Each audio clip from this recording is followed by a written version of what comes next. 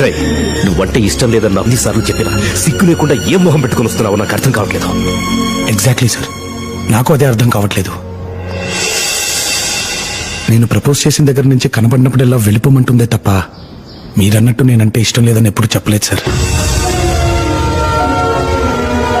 ఒక్కసారి అలా చెప్పమని చెప్పండి సార్, జీవితంలో మళ్ళీ మీకు కనబడను. ఏంటో నీకు చెప్పేది? ప్లీజ్ ఇక్కడి నుంచి వెళ్ళిపో.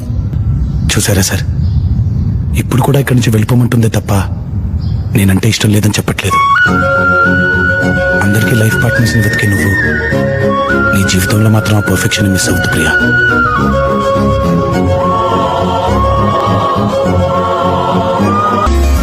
ప్రియా, నువ్వేంటి ఇక్కడ? నువ్వే అన్నావు కదా నా లైఫ్ పార్ట్నర్ విషయంలో పర్ఫెక్షన్ మిస్ అవ్వద్దని. అందుకే మా నాన్నకి ఎదురు చెప్పి మరీ నా మనసులో మాట చెప్పేశా. ఏమని? వద్దు నాకు నీ మీద ట్రింగ్ ట్రింగ్ అని.